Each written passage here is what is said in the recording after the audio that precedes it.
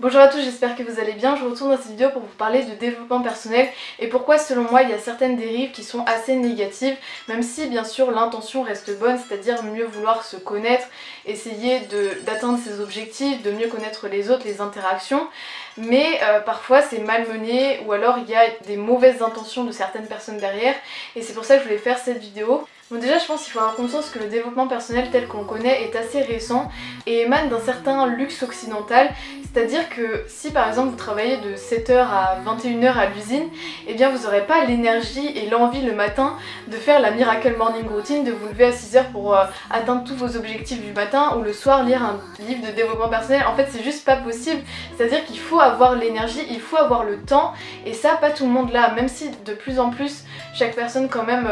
font un travail un peu moins pénible qu'il y a des dizaines et des dizaines d'années, comme travailler à l'usine, à la mine, etc. En France ça n'existe plus trop, même si l'usine, il y a encore des personnes qui travaillent à l'usine, mais je veux dire, il y a longtemps en fait il y avait beaucoup plus de prolétaires qui avaient un travail très dur et long et ils n'avaient juste pas le temps de se poser ce genre de questions. Ils rentraient, s'occupaient de leur famille, ils dormaient, ils mangeaient et en fait il n'y avait pas forcément le temps de travailler pour soi. Et là on a de plus en plus ce temps de se poser des questions sur nous-mêmes, donc déjà c'est quand même un certain luxe. Ensuite un point très important, c'est que cette quête du bonheur, ce développement personnel actuel est très lié et symptomatique de cette société néolibérale, c'est-à-dire que ça reste extrêmement auto-centré, on oublie totalement le système, on oublie totalement l'État et on se centre uniquement sur nous-mêmes et ça prône des valeurs telles que la productivité, la compétitivité et justement c'est pour vous former à ce monde, pour essayer que vous créez par exemple votre propre entreprise privée ou que vous soyez toujours plus productif et c'est vraiment avantageux pour toutes les entreprises de prôner ce développement personnel qui va forcément améliorer les capacités de leurs employés vu qu'ils vont être plus productifs, plus compétitifs et donc c'est ce qu'on appelle un peu un capitalisme affectif, c'est-à-dire qu'on va vous vendre une quête du bonheur mais en réalité c'est tout simplement parce que vous devenez plus rentable et plus productif qui vont vous prônez tout ce développement personnel et c'est pas parce qu'ils ont envie que vous soyez plus heureux. Après on pourrait se dire comme ça tout le monde est content, mais sauf que essayer de trop s'auto-centrer et oublier tout le reste, oublier l'État, ça peut poser problème puisque les gens peuvent s'éloigner de la politique, ils peuvent oublier le système dans sa globalité et rester trop centrés sur eux et oublier qu'il y a des interactions et que leur bonheur aussi passe à travers le système dans lequel ils sont et qu'ils ont besoin de participer à ce système-là. Ensuite, un autre problème selon moi, c'est tous ces pseudo-gourous, ces théoriciens du bonheur, c'est-à-dire qu'ils savent très bien faire la théorie de comment atteindre le bonheur, comme beaucoup de personnes, on connaît la théorie. Ça veut pas dire qu'ils l'ont expérimenté, mais juste ils savent user des mots pour décrire et les personnes vont boire leurs paroles, les personnes vont les déifier, ils vont se dire ok il faut absolument que j'achète sa formation pour atteindre le bonheur puisque ça donne un peu cette impression. Si vous voulez réussir votre vie, achetez ma formation et tout de suite en 5 minutes vous allez pouvoir réussir à créer une entreprise et gagner des millions d'euros.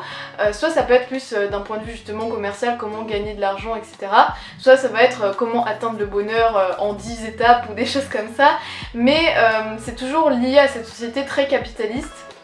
Ensuite un gros problème selon moi c'est la loi de l'attraction et les pensées positives, c'est-à-dire on attire que ce que l'on pense, donc si on attire des choses négatives c'est-à-dire qu'on a des pensées négatives et donc il faut toujours penser que la vie est géniale, qu'on va réussir et du coup on réussira, sauf que la vie ne marche pas comme ça. Certes, quand on a des pensées plus positives, on a plus de chances de réussir vu que peut-être qu'on met des actions en place pour mieux réussir, mais c'est pas parce qu'on pense que notre vie est géniale qu'elle va forcément l'être et parfois il y a des injustices, parfois ta mère meurt et en fait on va pas se dire ah mais génial ta mère est morte, il faut que tu en apprennes et que tu t'endurcisses parce que des fois j'ai l'impression que c'est un peu comme ça le développement personnel, c'est-à-dire que chaque épreuve injuste qui arrive dans ta vie ils vont dire non mais c'était fait pour toi, c'est la vie qui est parfaite pour toi vu que ça va t'améliorer. Mais sauf que parfois il y a juste des choses injustes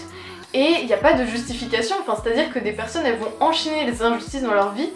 et c'est pas parce que c'était fait pour les endurcir, c'est juste que la vie est injuste, la vie peut avoir aucun sens, même si certaines personnes vont peut-être leur trouver un sens, mais c'est pas pour autant que chaque injustice est justifiée et donc tu as le droit d'être triste, tu as le droit de trouver la vie injuste et le développement personnel n'a pas le droit de t'enlever ça. Et aussi je pense que le développement personnel nie totalement l'aspect sociologique et toutes les injustices qu'il peut y avoir dans la vie par rapport au milieu dont on vient, la couleur de peau, le sexe, et ça c'est une grave erreur du développement personnel puisque on n'a pas tous les mêmes chances et le développement personnel parfois ça sous-entend que si t'es pas riche, si t'as pas la vie dont tu rêves, c'est uniquement de ta faute et qu'il n'y a aucun autre facteur, tandis qu'on part pas tous du même point. Si on part d'une grande précarité, on aura beaucoup moins de chances et beaucoup moins d'opportunités de devenir riche, même si c'est possible, eh bien on n'aura pas les mêmes chances que quelqu'un d'autre, et c'est pareil pour plein d'autres choses. Et donc il ne faut pas du tout nier toutes les oppressions systémiques, toutes les discriminations institutionnalisées dont le développement personnel fait totalement fi, et c'est quelque chose de super grave vu que ça culpabilise les personnes qui vont se dire que c'est totalement leur faute si elles n'arrivent pas à atteindre la vie de leurs rêves, tandis qu'en réalité, eh bien il y a plein d'autres facteurs qui rentrent en compte. Ensuite, un autre problème que j'ai relevé, c'est que je pense que les coachs de vie se basent trop sur la misère psychologique des personnes, c'est-à-dire qu'ils comptent sur la tristesse des gens pour gagner de l'argent et faire un maximum de profit. Et parfois, ils vont pas forcément les rediriger vers des psychologues, des personnes formées pour, tandis que ça peut être beaucoup plus grave que juste être triste, ça peut être vraiment une dépression, quelque chose de plus grave. Et ils vont un peu se substituer aux psychologues comme si des personnes qui étaient formées, ça ne servait à rien et que le plus important c'était les coachs de vie. Et comme si les psychologues en fait ils étaient formés pour rien, tandis que les psychologues ils sont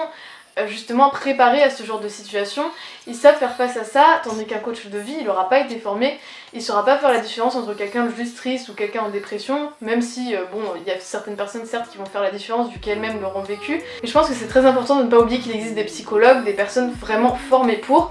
et qui ne seront jamais remplaçables. Ensuite, un autre problème, c'est laisser toute décision à son coach en développement personnel ou à un coach de vie. Il y a des personnes qui les appellent et qui après vont leur dire est-ce que je dois quitter mon mari, est-ce que je dois faire telle chose avec mes enfants, etc. Des décisions vraiment super importantes, elles vont les laisser entre les mains de quelqu'un d'autre, tandis que ça c'est vraiment à eux-mêmes de trouver la réponse, c'est-à-dire que quelqu'un de l'extérieur ne va pas connaître la réponse, et justement on en revient au même problème de déification d'une personne, comme si cette personne avait toutes les réponses et savait tout de notre vie, était omnisciente, tandis que ce n'est pas le cas et c'est à nous-mêmes de chercher les réponses, et parfois on met trop toutes ces clés dans les mains de quelqu'un d'autre, tandis que la personne ne nous connaît pas, ne connaît pas nos ressentis, ne connaît pas notre entourage, donc je pense que parfois ça peut être assez dangereux. Surtout que dans le développement personnel, parfois on crie aux pervers narcissiques et aux personnes toxiques assez rapidement. Du coup, faudrait pas qu'il y ait un isolement et que les personnes se disent ok, il faut que je me coupe de ma famille, de mes amis, de tout le monde parce qu'ils considèrent que tout le monde est toxique. Tandis que parfois c'est juste que les relations sont compliquées, conflictuelles, mais c'est pas pour autant que tout le monde est toxique et qu'il faut quitter tout le monde. Encore un autre problème, c'est les personnes qui se considèrent comme supérieures aux personnes qui ne font pas de développement personnel,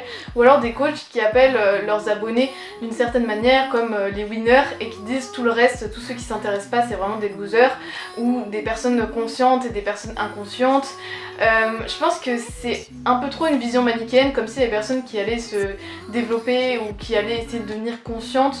eh bien c'était d'un autre niveau et qu'après il y avait tout le reste du peuple, mais du peuple inconscient, tandis que non, on ne vaut pas plus quand on fait du développement personnel, ce n'est pas comme ça que ça marche, c'est-à-dire que juste à décider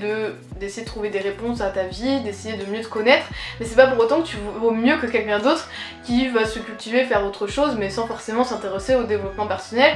Il n'y a pas tout le monde qui est intéressé par ça, et c'est pas pour autant que les personnes valent moins, et j'ai l'impression que parfois il y a un vocabulaire utilisé qui fait que ça donne cette impression. Bon, ensuite tout ce que je veux dire à partir de maintenant n'engage que moi, c'est-à-dire que c'est des observations personnelles, mais c'est pas du tout quelque chose que je pourrais prouver. Donc déjà, ma première théorie c'est que en fait les personnes qui sont coach de vie, coach en développement personnel en général sont assez jeunes,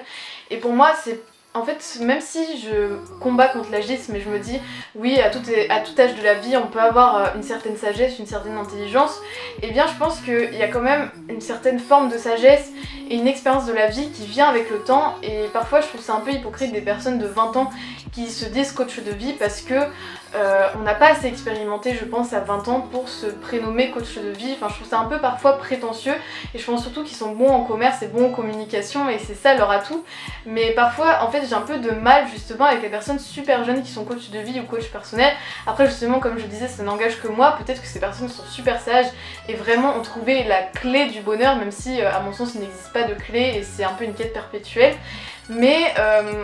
parfois ça me gêne un peu quand même l'âge des personnes, même si je sais que tout le monde n'a pas le même avis là-dessus et que moi-même je suis en train de critiquer les personnes qui disent que selon l'âge voilà on n'a pas la même intelligence machin machin, mais voilà, parfois quand même je me dis c'est comme si moi j'étais coach en développement de vie, je me sentirais pas vraiment légitime quoi. Après une autre théorie qui n'engage que moi, c'est le fait que récemment il y a de plus en plus dans nos sociétés occidentales de personnes athées. Et